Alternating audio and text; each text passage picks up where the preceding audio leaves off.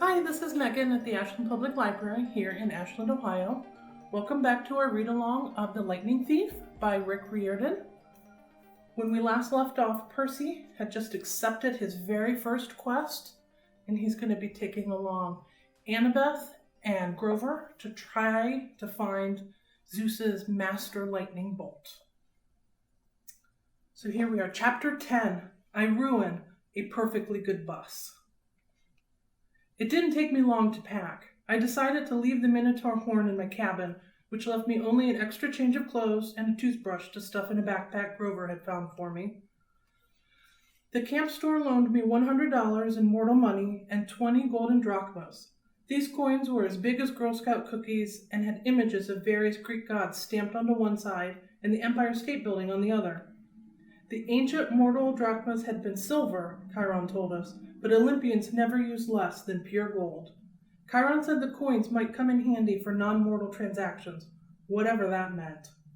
He gave Annabeth and me each a canteen of nectar and a Ziploc bag full of ambrosia squares to be used only in emergencies if we were seriously hurt.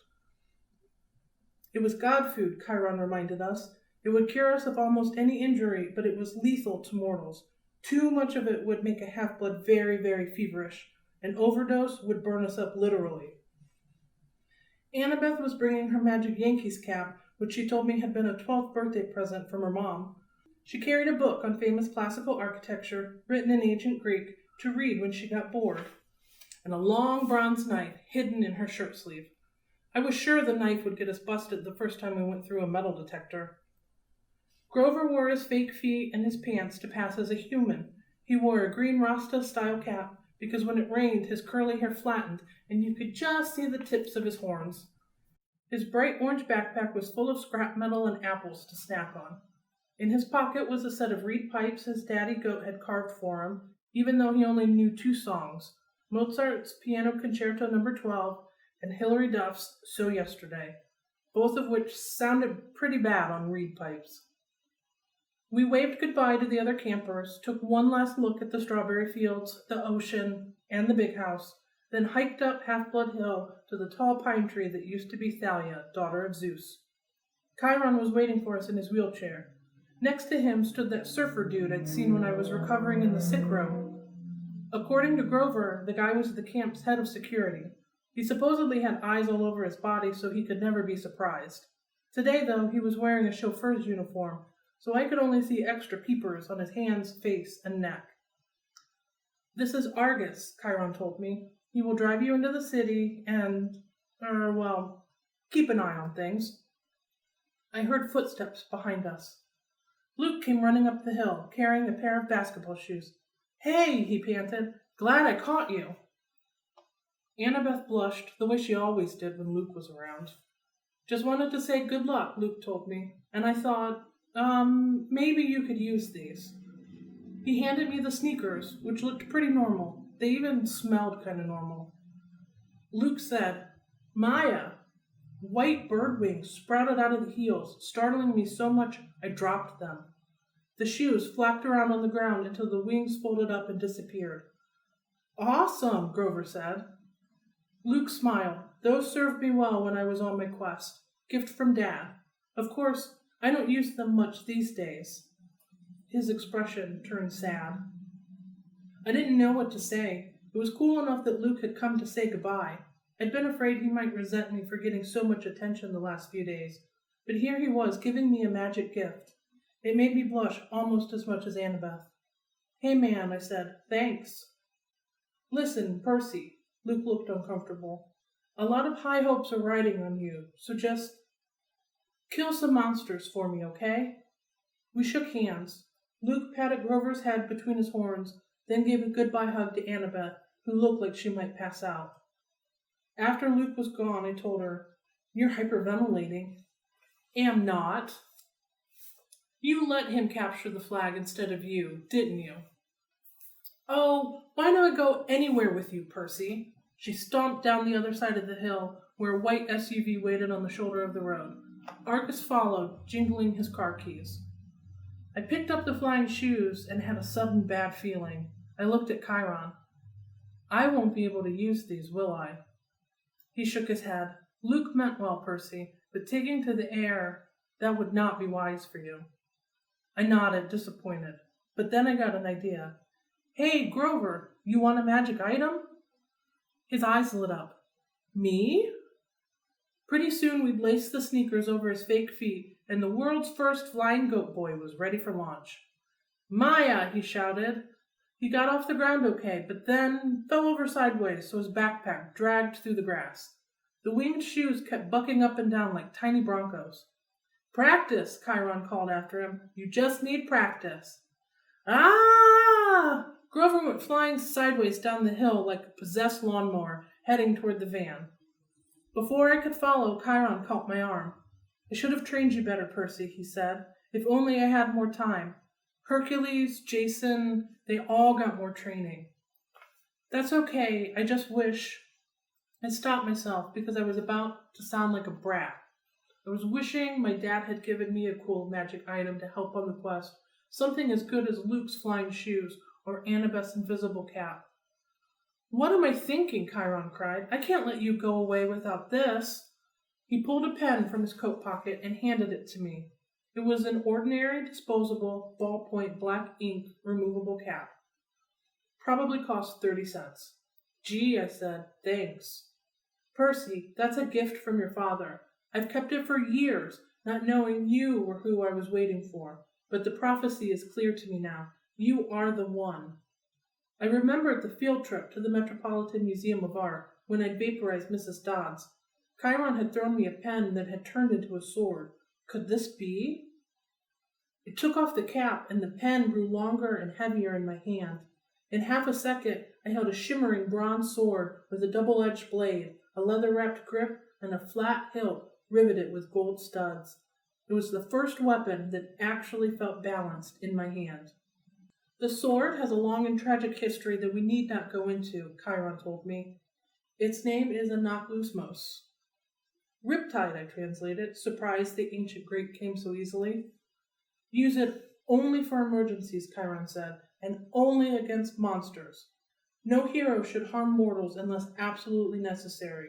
Of course, but this sword wouldn't harm them in any case. I looked at the wickedly sharp blade. What do you mean it wouldn't harm mortals? How could it not?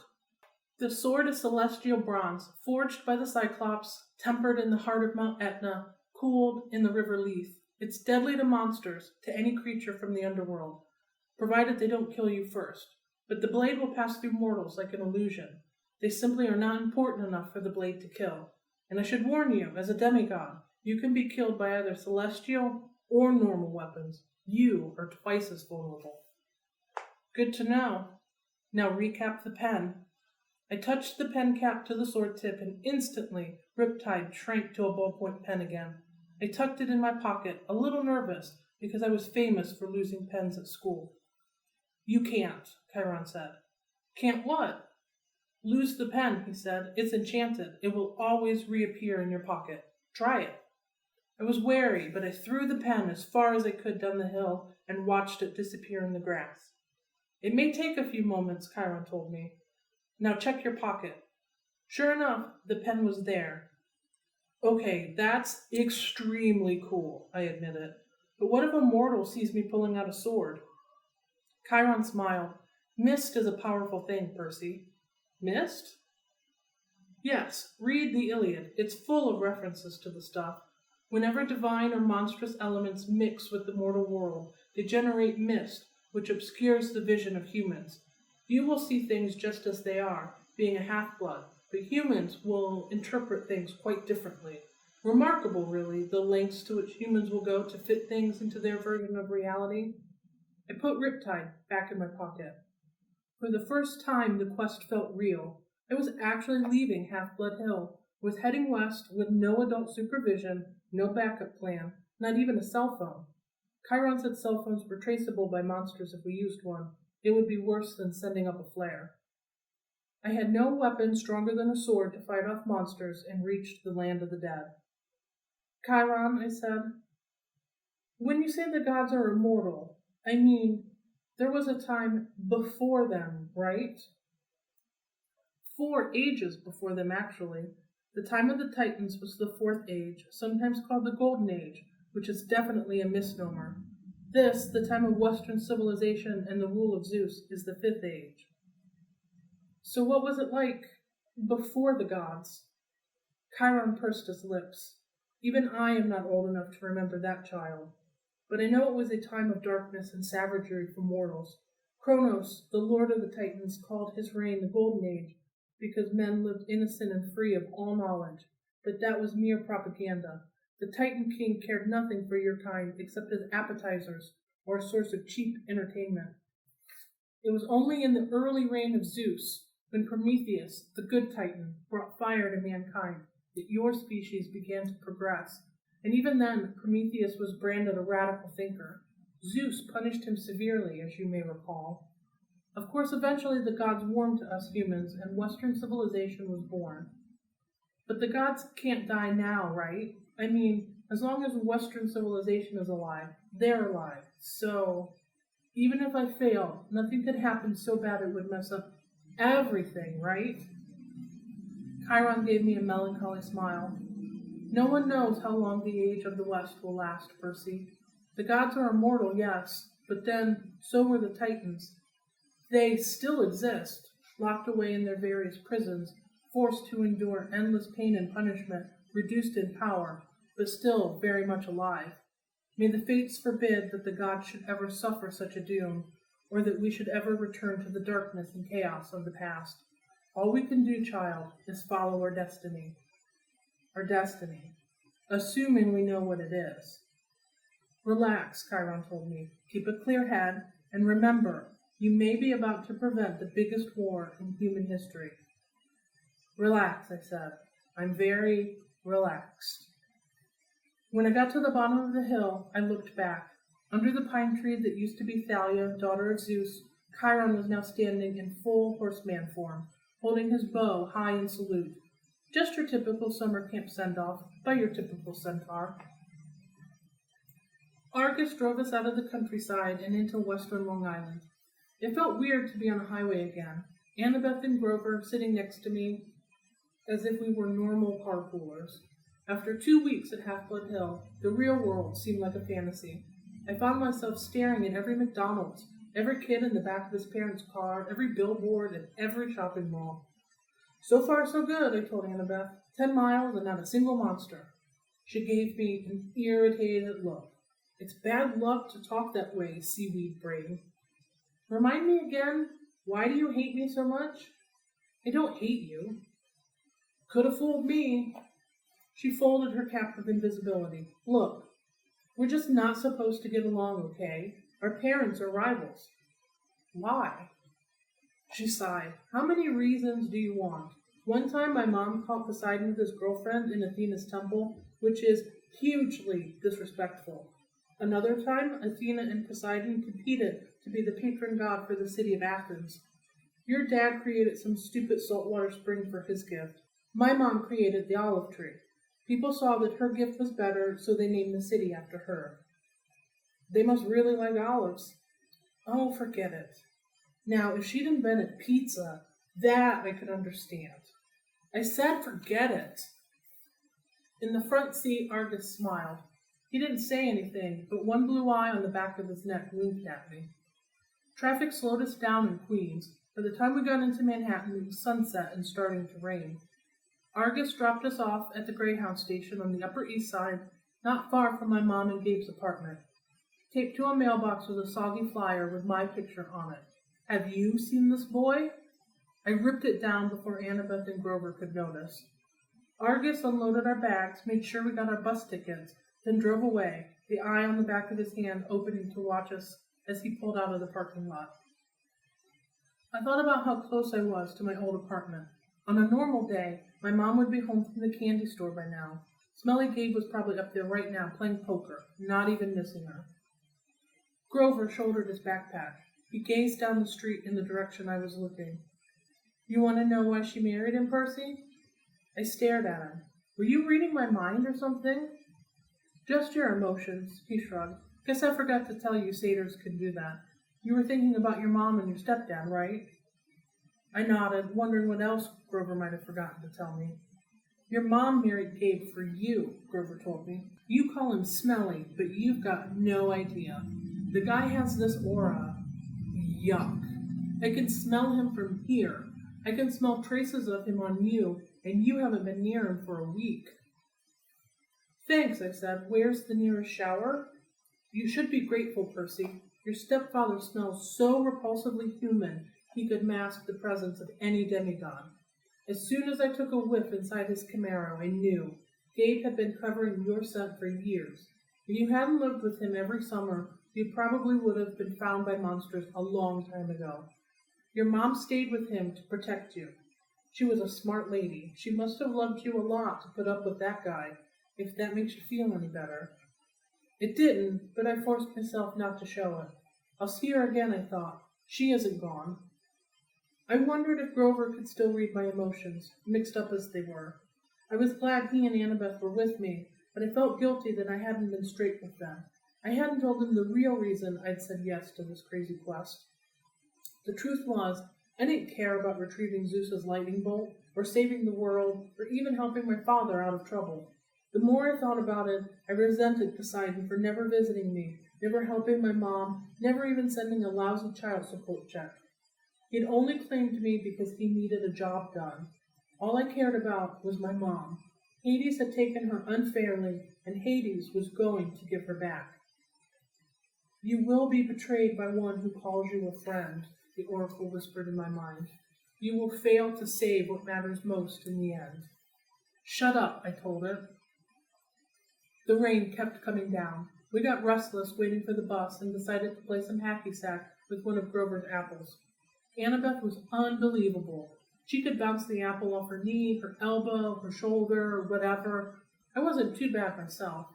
The game ended when I tossed the apple toward Grover and it got too close to his mouth. And one mega goat bite, our hacky-sack disappeared, core, stem, and all. Grover blushed. He tried to apologize, but Annabeth and I were too busy cracking up. Finally, the bus came. As we stood in line to board, Grover started looking around, sniffing the air like he smelled his favorite school cafeteria delicacy, enchiladas. What is it? I asked. I don't know, he said tensely. Maybe it's nothing. But I could tell it wasn't nothing. I started looking over my shoulder, too. I was relieved when we finally got on board and found seats together in the back of the bus. We stowed our backpacks. Annabeth kept slapping her Yankees cap nervously against her thigh. As the last passengers got on, Annabeth clamped her hand onto my knee. Percy. An old lady had just boarded the bus. She wore a crumpled velvet dress, lace gloves, and a shapeless orange knit hat that shadowed her face, and she carried a big paisley purse. When she tilted her head up, her black eyes glittered, and my heart skipped a beat. It was Mrs. Dodds. Older, more withered, but definitely the same evil face. I scrunched down in my seat. Behind her came two more old ladies, one in a green hat, one in a purple hat. Otherwise, they looked exactly like Mrs. Dodds. Same gnarled hands, paisley handbags, wrinkled velvet dresses, triplet, demon, grandmothers. They sat in the front row, right behind the driver. The two on the aisle crossed their legs over the walkway, making an X. It was casual enough, but it sent a clear message. Nobody leaves. The bus pulled out of the station, and we headed through the slick streets of Manhattan. She didn't stay dead long, I said, trying to keep my voice from quivering. I thought you said they could be dispelled for a lifetime. I said if you're lucky, Annabeth said. You're obviously not. All three of them, Grover whimpered. De immortalis. It's okay, Annabeth said, obviously thinking hard. The Furies. The three worst monsters from the underworld. No problem. No problem. We'll just slip out the windows. They don't open, Grover moaned. A back exit, she suggested. There wasn't one. Even if there had been, it wouldn't have helped. By that time we were on 9th Avenue, headed for the Lincoln Tunnel. They won't attack us with witnesses around, I said. Will they? Mortals don't have good eyes, Annabeth reminded me. Their brains can only process what they see through the mist. They'll see three old ladies killing us, won't they? She thought about it. Hard to say, but we can't count on mortals for help. Maybe an emergency exit in the roof? We hit the Lincoln Tunnel and the bus went dark except for the running lights down the aisle. It was eerily quiet without the sound of the rain. Mrs. Dodds got up. In a flat voice, as if she rehearsed it, she announced to the whole bus, "I need to use the restroom." "So do I," said the second sister. "So do I," said the third sister. They all started coming down the aisle. "I've got it," Annabeth said. "Percy, take my hat." "What?" "You're the one they want. Turn invisible and go up the aisle. Let them pass you. Maybe you can get to the front and get away." "But you guys—" "There's an outside chance they might not notice us," Annabeth said. "You're the son of one of the big three. Your smell might be overpowering." "I can't just leave you." "Don't worry about us," Grover said. "Go." My hands trembled. I felt like a coward, but I took the Yankees cap and put it on. When I looked down, my body wasn't there anymore. I started creeping up the aisle. I managed to get up 10 rows, then ducked into an empty seat just as the Furies walked past. Mrs. Dodd stopped, sniffing, and looked straight at me. My heart was pounding. Apparently she didn't see anything. She and her sisters kept going. I was free. I made it to the front of the bus. We were almost through the Lincoln Tunnel now. I was about to press the emergency stop button when I heard hideous wailing from the back row. The old ladies were not old ladies anymore. Their faces were still the same. I guess those couldn't get any uglier. But their bodies had shriveled into leathery brown hag bodies with bats' wings and hands and feet like gargoyle claws. Their handbags had turned into fiery whips. The Furies surrounded Grover and Annabeth, lashing their whips, hissing, "Where is it? Where?" The other people on the bus were screaming, cowering in their seats. They saw something, all right. "He's not here," Annabeth yelled. "He's gone." The Furies raised their whips. Annabeth drew her bronze knife. Grover grabbed a tin can from his snack bag and prepared to throw it. What I did next was so impulsive and dangerous, I should have been named ADHD Poster Child of the Year. The bus driver was distracted, trying to see what was going on in his rearview mirror. Still invisible, I grabbed the wheel from him and jerked it to the left. Everybody howled as they were thrown to the right, and I heard what I hoped was the sound of 3 Furies smashing against the windows. "Hey!" the driver yelled. "Hey! Whoa!" We wrestled for the wheel. The bus slammed against the side of the tunnel, grinding metal, throwing sparks a mile behind us. We careened out of the Lincoln Tunnel and back into the rainstorm. People and monsters tossed around the bus. Cars plowed aside like bowling pins. Somehow the driver found an exit. We shot off the highway through 6 traffic lights and ended up barreling down one of those New Jersey rural roads where you can't believe there's so much nothing right across the river from New York. There were woods to our left, the Hudson River to our right, and the bus driver seemed to be veering towards the river. Another great idea. I hit the emergency brake. The bus wailed, spun a full circle on the wet asphalt, and crashed into the trees. The emergency lights came on. The door flew open. The bus driver was the first one out, the passengers yelling as they stampeded after him. I stepped into the driver's seat and let them pass. The Furies regained their balance. They lashed their whips at Annabeth while she waved her knife and yelled in ancient Greek, telling them to back off. Grover threw tin cans. I looked at the open doorway. I was free to go, but I couldn't leave my friends. I took off the invisible cap. "Hey!" The Furies turned, baring their yellow fangs at me, and the exit suddenly seemed like an excellent idea. Mrs. Dodd stalked up the aisle, just as she used to do in class, about to deliver my F- math test. Every time she flipped her whip, red flames danced along the barbed leather. Her 2 ugly sisters hopped on top of the seats on either side of her and crawled towards me like huge, nasty lizards. "Percy Jackson," Mrs. Dodd said, in an accent that was definitely from somewhere farther south than Georgia. "You have offended the gods. You shall die." "I liked you better as a math teacher," I told her. She growled. Annabeth and Grover moved up behind the Furies cautiously, looking for an opening. I took the ballpoint pen out of my pocket and uncapped it.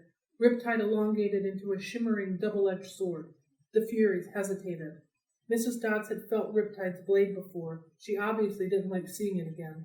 "Submit now," she hissed, "and you will not suffer eternal torment." "Nice try," I told her. "Percy, look out!" Annabeth cried. Mrs. Dodds lashed her whip around my sword hand, while the Furies on either side lunged at me.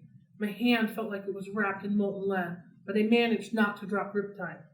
I stuck the Fury on the left with its hilt, sending her toppling backward into a seat. I turned and sliced the Fury on the right. As soon as the blade connected with her neck, she screamed and exploded into dust.